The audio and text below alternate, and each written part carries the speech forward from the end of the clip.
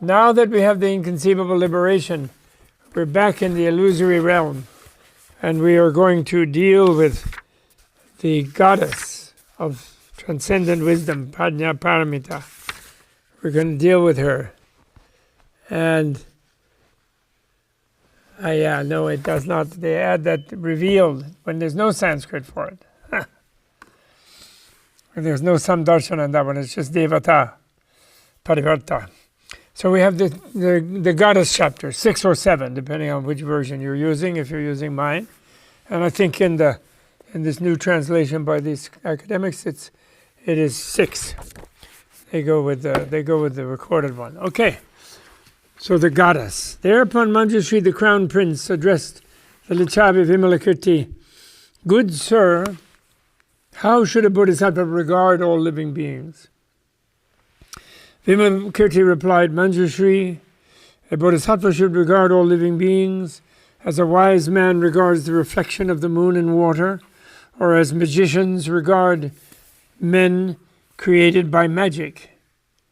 He should regard them as being like a face in a mirror, like the water of a mirage, like the sound of an echo, like the mass of clouds in the sky, like the previous moment of a ball of foam, like the appearance and disappearance of a bubble of water, like the core of a plantain tree, like a flash of lightning, like the fifth great element, like the seventh sense medium, like the appearance of matter in an immaterial realm, like a sprout from a rotten seed, like a tortoise hair fur coat, like the fun of games for one who wishes to die, like the egoistic views of a stream winner, like the third rebirth of a once returner, like the descent of a non-returner into a womb, like the existence of desire, hatred, and folly in an arhat, like the thoughts of avarice, immorality, wickedness, and hostility in a bodhisattva who has attained tolerance, like the instincts of addictions in a tathagata, like the perception of color in one blind from birth, like the inhalation and exhalation of an ascetic absorbed in the meditation of cessation,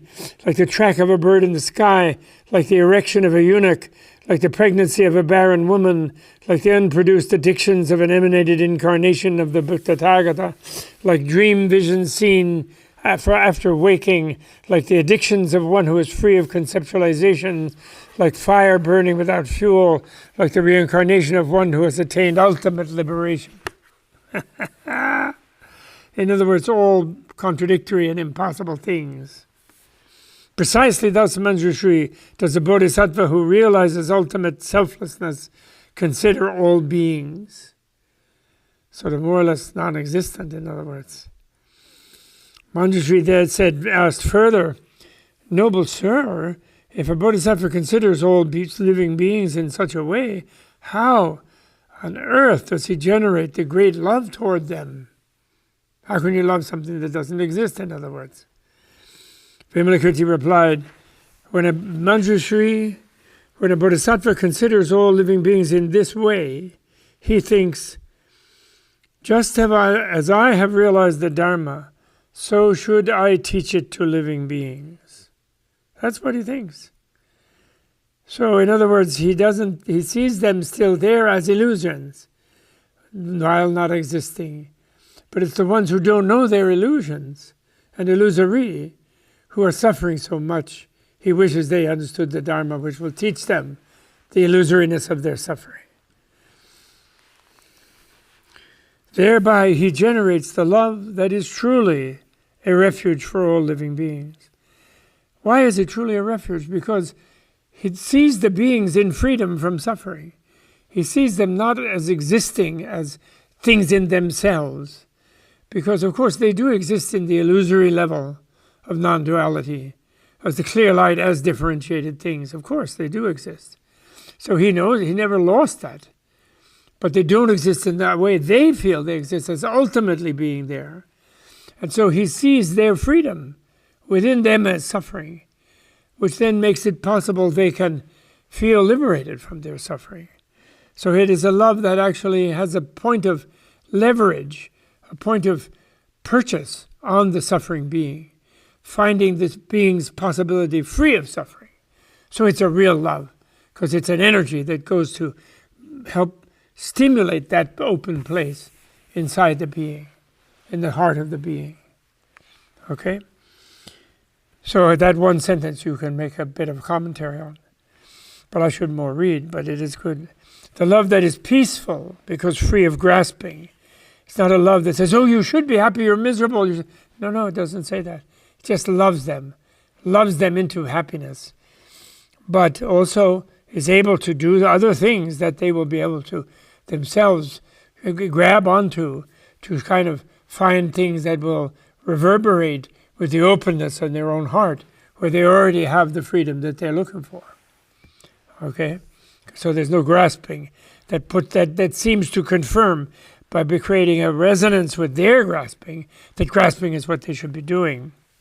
The love that is not feverish, because free of passions. The love that accords with reality, because it is the very same in all three times.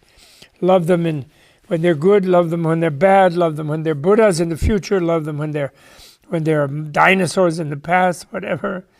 T-Rexes. The love that is without conflict, because free of the violence of the passions. The love that is non-dual, because it is involved neither with the external nor with the internal. The love that is imperturbable, because totally ultimate. So it's love, that is to say, it's love which transduces. It's a new word I learned from a complexity theorist, a wonderful one. It's a love that transduces the clear light of reality that where everyone already is installed. Perfectly fine. But they just don't know it. So that's the love, that's how it is totally ultimate. It channels this infinite energy. Thereby, which is the equivalent of love. It doesn't have to be another person behind the Bodhisattva who has that love, like a god or something. Doesn't need that. It's just the clear light itself as pure energy. It could have any number of gods behind, doesn't matter. It's perfectly okay. Doesn't need Buddhism, therefore, in other words. That critiques the idea of all-powerful gods. Thereby he generates only for people who that's helpful to. Anyone who wants to make that God into love is okay. Thereby he generates that omnipotence into love, that's okay. Thereby he generates the love, and they're allowing every being to have that in themselves. So that God is in every being, not excluded from any being. Thereby he generates the love that is firm, its high resolve, its messianic determination, unbreakable, like a diamond. That's clear light, the Vajra, clear light.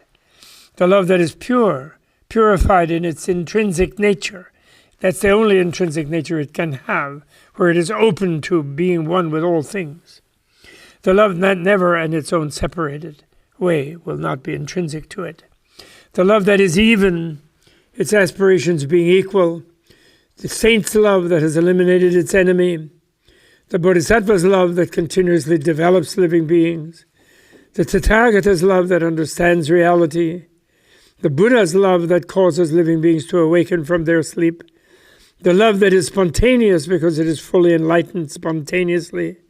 The love that is enlightenment because it is the unity of experience. The love that has no presumption because it has eliminated attachment and aversion. The love that is great compassion because it infuses the Mahayana with radiance. That is to say, the great vehicle, the vehicle that unstoppably takes us to that freedom, that non-duality, that Buddhahood, shines so powerfully, it illuminates us.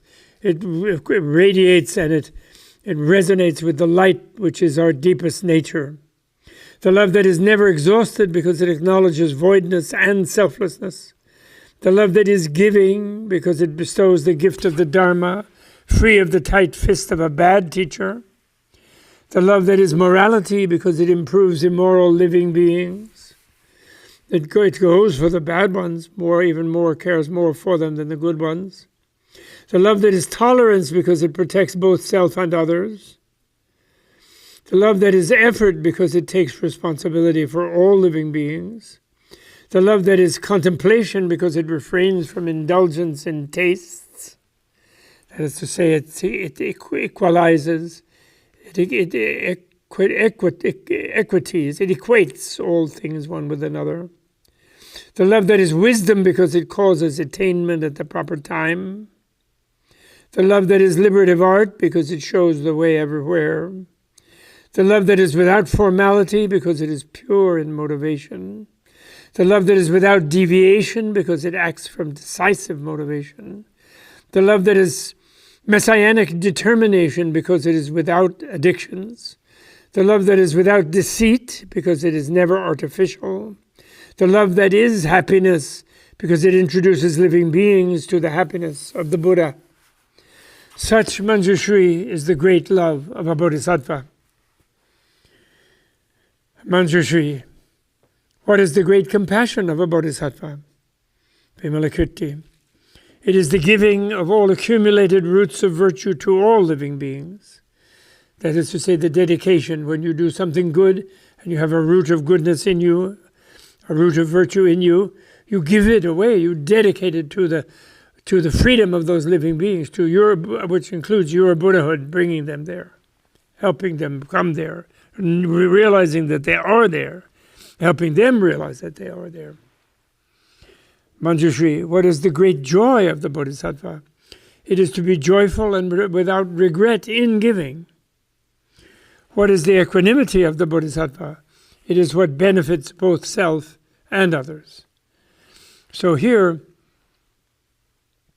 the long love paragraph could have been made with any one of the other three, because these are the four immeasurables, which actually are the four, constitute the same space as the 16 or 17 Brahma heavens in the realm of pure matter, pure form, matter and form without desire, which we must correct the tradition to say without gender. We mustn't say without women. That's really rude. It's without gender. So everyone is male, female, bi-gendered. So everyone is completely content within themselves on that level. They're not yet Buddhas. They're really happy, of course, being content within themselves. And they are, the three lower zones of that are immeasurable love, just moving out, wanting the others to be, all beings to be happy. The next one is immeasurable compassion, not wanting anyone else to suffer. The next one is immeasurable joy, seeing, envisioning the joy in all beings of their own immersion in clear light. And equanimity is where even you include yourself. And those are the four immeasurables, which the higher deities there have all four, because the upper ones have all the qualities and qualifications of the lower ones. When a yogi meditates, therefore, they don't leave behind the love and the compassion when they get to the joy and so on and get to the equanimity. That would be a misunderstanding of the four immeasurables. Because the higher you go in the realm of pure form, everything else is included in it, including the whole desire realm. It's just that you don't chase around other people so they don't call it a desire realm. Those gods still have a desire. And in a way, really, they're very altruistic, the Brahma gods. Because they desire, they just don't work that hard for it because they're so complacent. But they're not as hard as a Buddha. But they do work hard supporting the Buddhas doing it, on the other hand. But they don't work that hard themselves because they are gods. They may be bodhisattvas, the ones who are bodhisattvas as gods, and some of them are, it seems. We hear that in other sutras. And they do work really hard for other beings. So you can be a bodhisattva and a god at the same time. So this is very beautiful. By the way, these dialogues back and forth dialogues between Manjushri and Vimalakirti, I should just say, because we are going deeper with them in a minute. When Sung Jiao, the second translation of the Vimalakirti into Chinese, which is the one that all Chinese Buddhists, or almost all Chinese Buddhists, prefer, there is a third one that is more directly accurate with Sanskrit. But the second one, by Kumarajiva in the 4th century, in the early 5th century perhaps, they love that one because it was translated with him, working with him, by one man called Sung Jiao, a great enlightened monk called Sung Jiao, who had been a Taoist master before that, and a great literatus, a literary person. And it was these dialogues in the Vimalakirti, when he discovered them, working as translator with Kumarajiva, the one who is the living young man, youth. Kumara means like a crown prince or youth. And when he heard these back and forth dialogues, he felt they were an upgrade, a 2.0 of what is known as Ching Tan in Taoism, which is the dialogues between like Zhuangzi and someone where they go back and forth, and which is a practice of. It's almost like it's a debate, but it's a positive debate where each debater is trying to lead the other interlocutor into a higher awareness of the Tao, and vice versa. He then shares that higher awareness back and forth like that, called Ching Tan, like enlightening or purifying conversation. And he said, this great enlightening conversation is 2.0 of that. And so he translated them very beautifully and appealing then in the Chinese language, which some in those days and in general dislike certain types of complications that you can find in English or Sanskrit or German or things. But it's not incapable of them, but it's a little tends to being the more intuitive and the more iconic, almost you could say.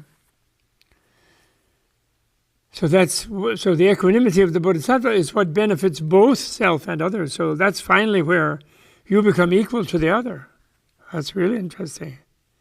You have love, compassion, and joy about yourself as well as others. Interesting. Manjushri, because you've been sort of altruistic in the earlier ones, it seemed to sound more altruistic. Manjushri, to what should one resort when terrified by fear of life? So he kind of changes the register of the dialogue. To what should one resort when terrified by fear of life, which we all have? Manjushri, a bodhisattva who is terrified by fear of life should resort to the magnanimity of the Buddha.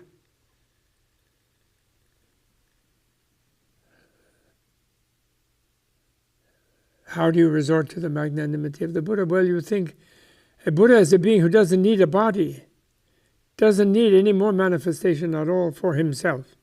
And yet he manifests. When he in male form or female form or bigendered form, a Buddha can manifest in all sorts of forms and will do so, whatever beings need. That he will manifest to whomsoever. The famous thing in the prayer to Avalokiteshvara, who is said to be the universal compassion of all Buddhas. So when you resort to that magnanimity, you realize that Buddha is there with me. Why should I fear this life? Buddha makes it that I can handle it. Buddha helps me handle it. I can be a Buddha dealing with it. I shouldn't succumb to a fear of it. That is resorting to the magnanimity of the Buddha. Where she who wishes to resort to the magnanimity of the Buddha, take hers stand. She should stand in equanimity toward all living beings. That's where he should stand. And the fourth, equanimity, immeasurable, even more than immeasurable, inconceivable. Where should she who wishes to stand in equanimity toward all living beings take her stand? She should live for the liberation of all living beings. What should she who wishes to liberate all living beings do?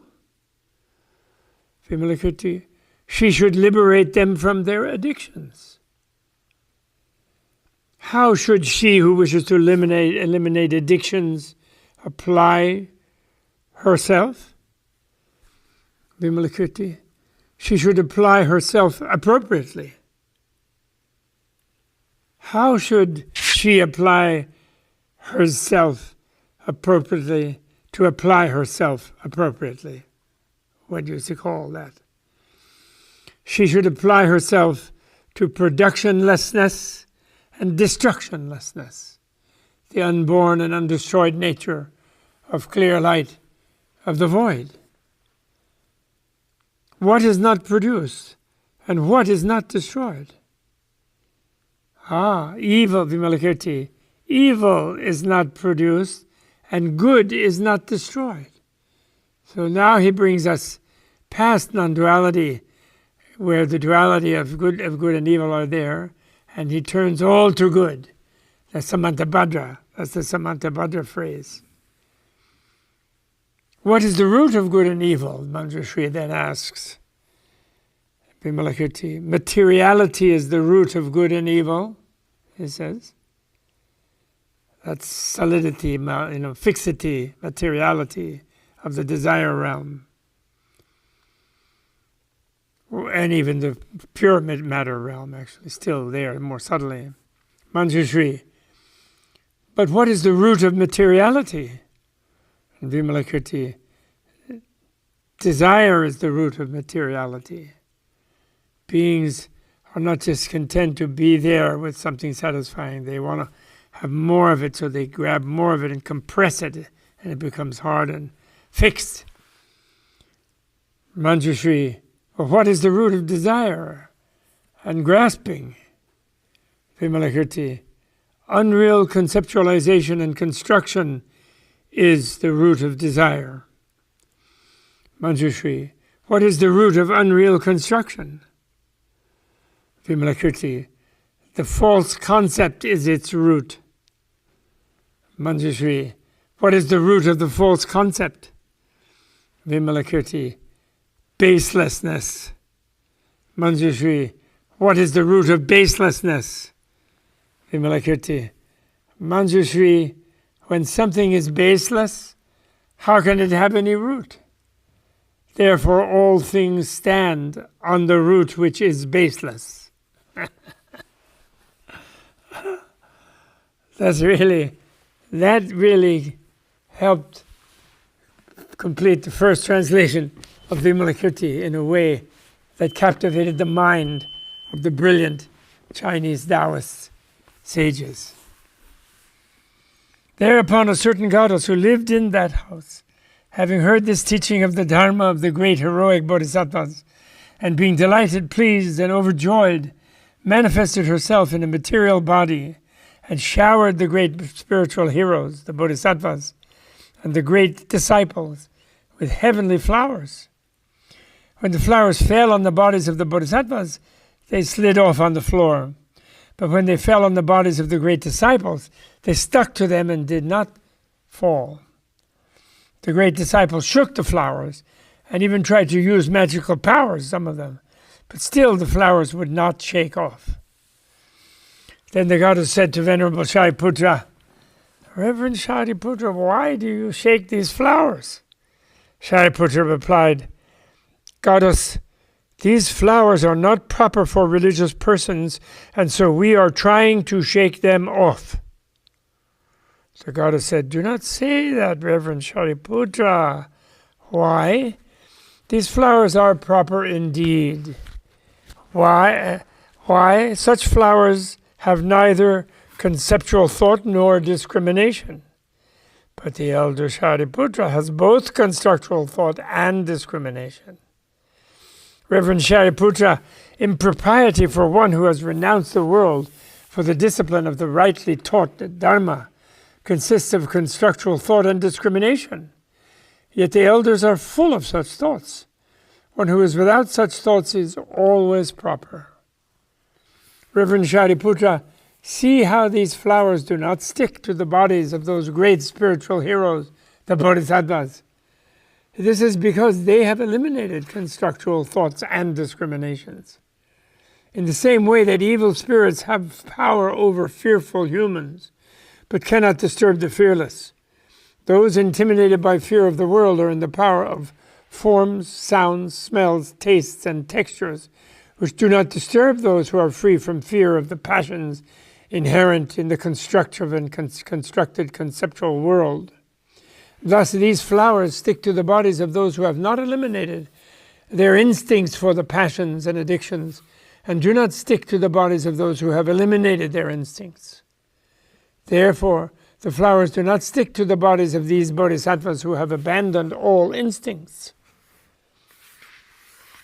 Thereupon the Venerable Shariputra said to the goddess, feeling very put down actually, put in his place, so to speak. he changes the subject. Goddess, how long have you been in this house?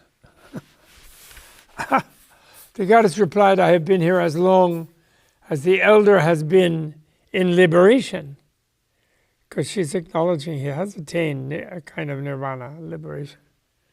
Shariputra said, then have you been in this house for quite some time?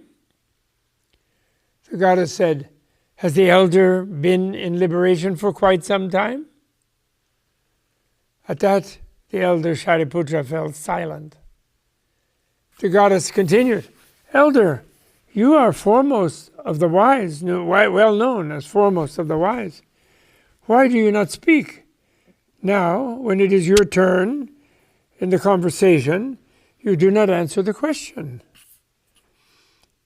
Shariputra, since liberation is inexpressible, goddess, I do not know what to say. The goddess says, but all the syllables pronounced by the elder have the nature of liberation. Why?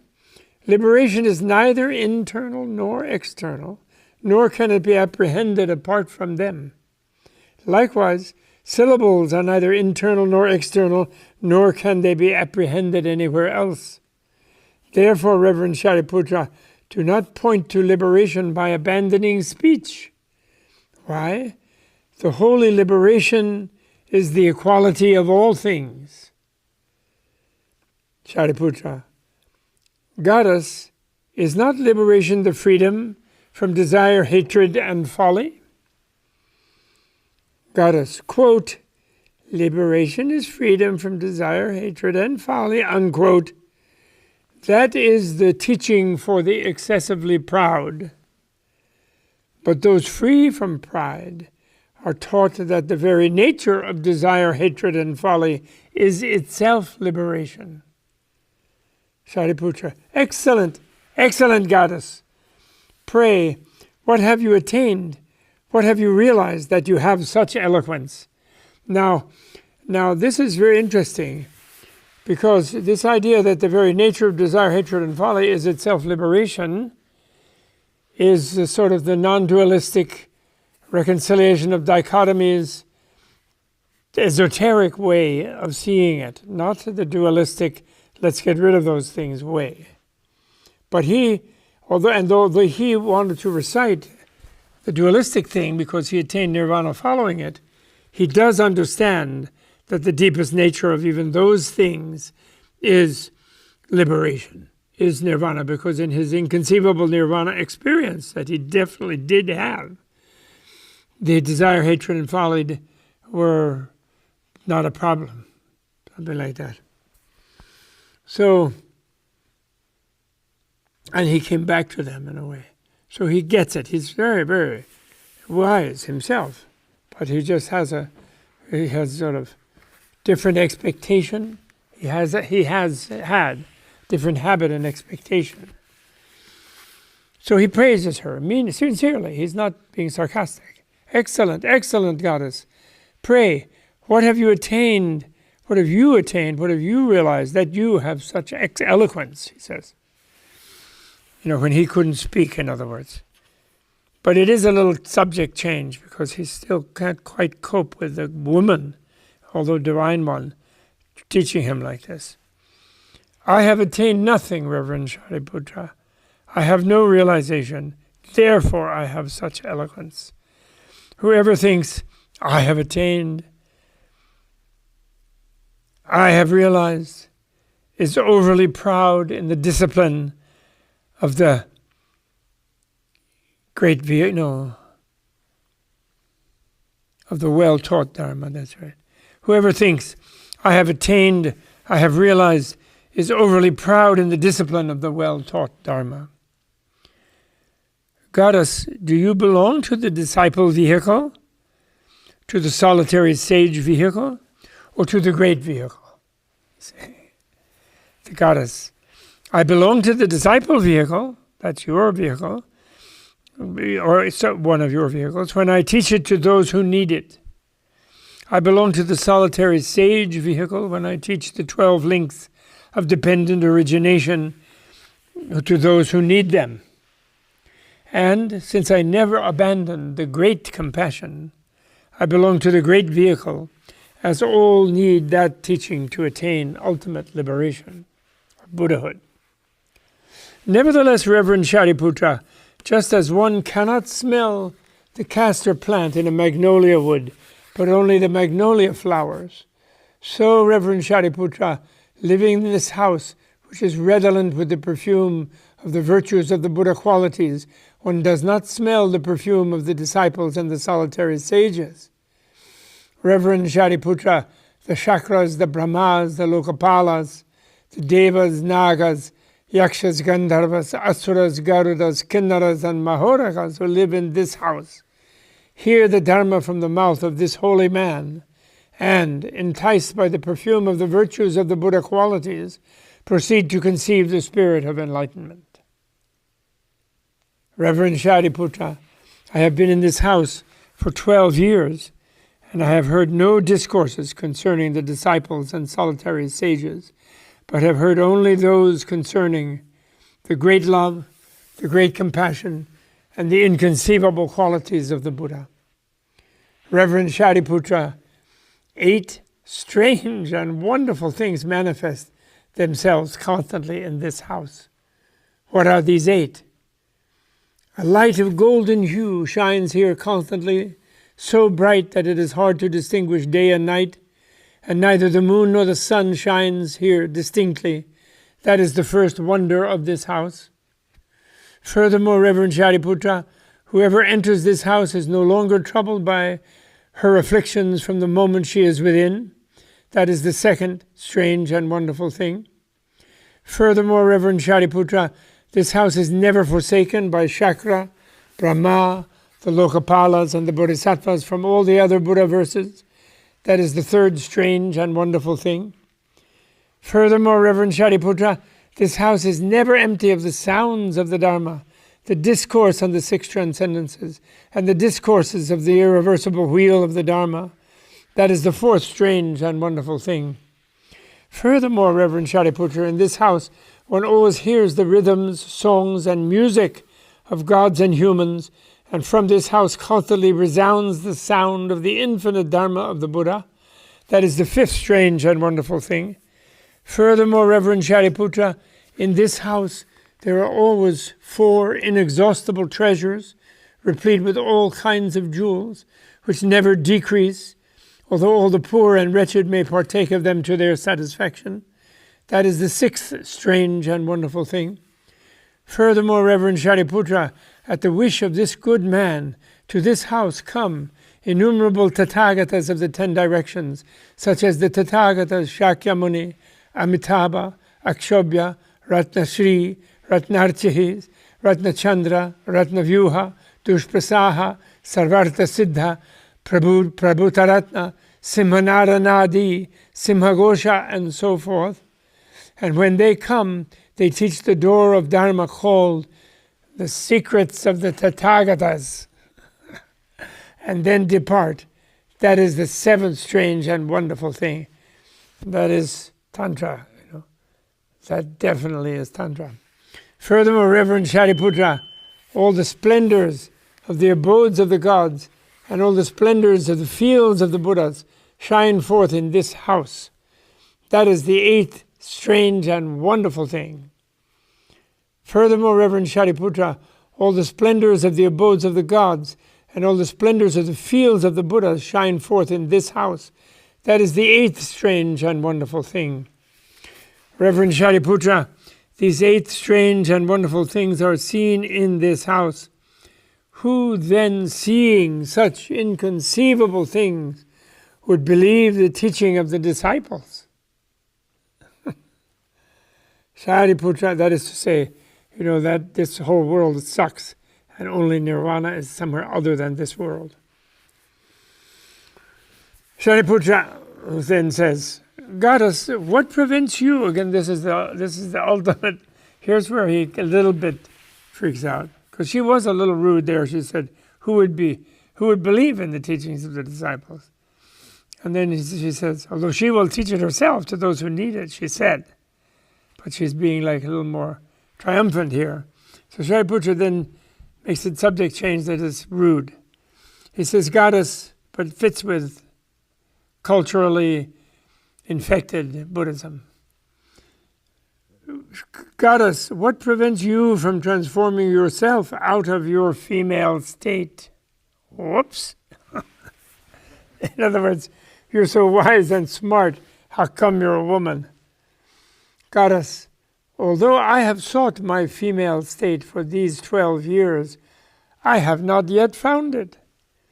Reverend Shariputra, if a magician to incarnate a woman by magic, would you ask her, what prevents you from transforming yourself out of your female state?